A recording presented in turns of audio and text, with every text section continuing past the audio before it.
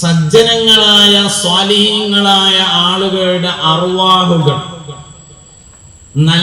നല്ല മനുഷ്യന്മാരുടെ അർവാഹുകൾ, അതുപോലെ സ്വാലിഹീങ്ങളായ ജിന്നുകൾ തുടങ്ങിയ എല്ലാവരും രാത്രിയിൽ മദീനയിലേക്ക് സഞ്ചരിക്കും.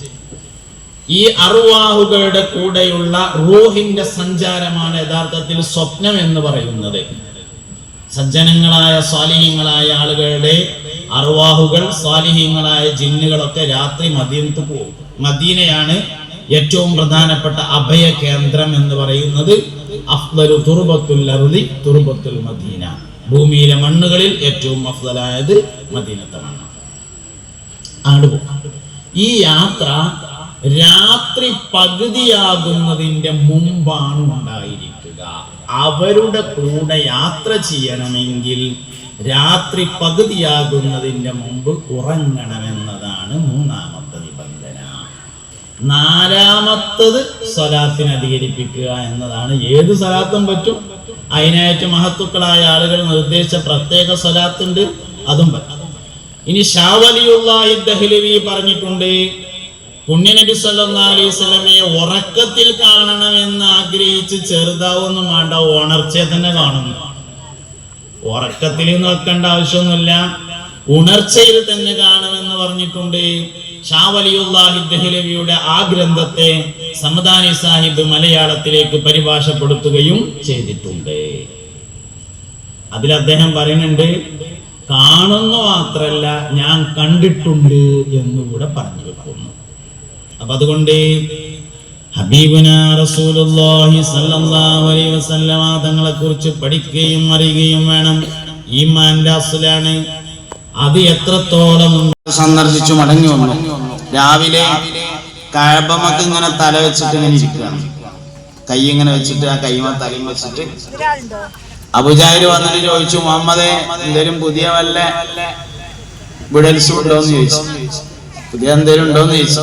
നബി തങ്ങൾ പറഞ്ഞു ഉണ്ട്. എന്താന്ന് ചോദിച്ചു. ഇന്നലെ രാത്രി ഉറങ്ങുന്ന സ്ഥലത്ത് നിന്ന് മസ്ജിദുൽ ഹറാമിലേക്കും അവിടുന്ന് ബൈത്തുൽ മുഖദ്ദസിലേക്കും ബൈത്തുൽ മുഖദ്ദസിൽ നിന്ന് 7 ആകാശങ്ങളിലേക്കും സഞ്ചരിച്ച് അള്ളാഹുവിനെ കണ്ട് സംഭാഷണം നടത്തി നിസ്കാരവും വാങ്ങി മടങ്ങി വരുന്ന വഴിയിലെ മൂസ നബി അലൈഹി ഇസ്ലാമിനെ കണ്ടു. അങ്ങോട്ടന്നെ പോയി ഇങ്ങോട്ടന്നെ വന്നു. അങ്ങനെ മസ്ജിദുൽ അഖ്സയിൽ മടങ്ങിയെത്തി. അവിടെ നിന്ന് മസ്ജിദുൽ ഹറാമിലേക്കും കിടന്നിരുന്ന സ്ഥലത്തേക്കും മടങ്ങിയെത്തി എന്ന് പറഞ്ഞപ്പോ അബൂജഹൽ ഓന്റെ ആൾക്കാരൊക്കെ വിളിച്ചു. ജാനത്തുല്ലാഹിലി എല്ലാരും വരും, എല്ലാവരും വരും, എല്ലാവരും വരും, വലിയ സംഭവം ഉണ്ട്. ഓന്റെ ആൾക്കാരൊക്കെ വിളിച്ചിരുത്തിയിട്ട് പറഞ്ഞു, കേട്ടങ്ങള് എന്ന് ചോദിച്ചു. എന്തേന്ന് ചോദിച്ചു. ഹലാക്കിന്റെ ഒരു വിടല് വിട്ടിട്ടുണ്ട് പറഞ്ഞു. എന്താന്ന് ചോദിച്ചു. അപ്പൊ ഇങ്ങനെ പറഞ്ഞു, ഇന്നലെ രാത്രി ഉറങ്ങണമെന്നാണ് നീച്ചിട്ട് ബൈത്തുൽ മുഖദ്ദസ് അവിടുന്ന് 7 ആകാശങ്ങള് അള്ളാനെ കണ്ട് വർത്താനൊക്കെ പറഞ്ഞിട്ട് പോയ വഴിക്ക് മടങ്ങി വന്നിട്ട് നേരം വെളുത്തപ്പോ അതിന് കിടക്കപ്പായിൽ വന്ന് കിടന്നു എന്നാണ് പറഞ്ഞത് എന്ന് പറഞ്ഞപ്പോ എല്ലാരും കൂടി ചിരിച്ചു. അപ്പൊ അബൂബക്കർ സിദ്ദീഖ് റളിയല്ലാഹു അൻഹു ദൂരെ നിൽക്കുന്നുണ്ട്. മൂപ്പര് അടുത്ത് വന്നിട്ട് എന്താ പ്രശ്നം എന്ന് ചോദിച്ചു. അതിൽ കേട്ടില്ലെന്ന് ചോദിച്ചില്ലായിരുന്നു.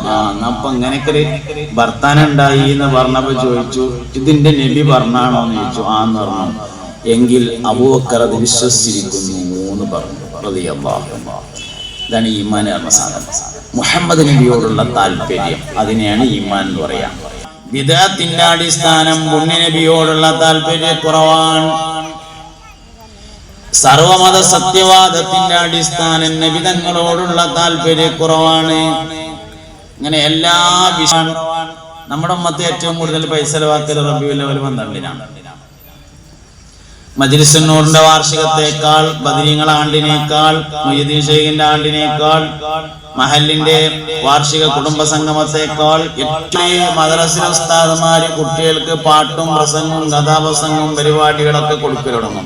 മുത്തുനബിയോട് താല്പര്യക്കുറവാണ് സല്ലല്ലാഹു അലൈഹി വസല്ലം. ഒരു ദിവസം 3 ആൾക്കാര് വന്നു പെരേക്ക്. നല്ല തുണികുപ്പായൊക്കെ എടുത്തിട്ട്. അപ്പൊ വായിലുറങ്ങ പറഞ്ഞു, ഞങ്ങള് ഒരു നസീഹത്തിന് വേണ്ടി വന്നതാണ്. കാരണം പള്ളിക്കൊന്ന് കരക്ക് കഴിഞ്ഞിട്ട് ഇങ്ങനെ വരികയാണെങ്കിൽ അല്ലാഹു വസല്ലം എന്ന് പറഞ്ഞു.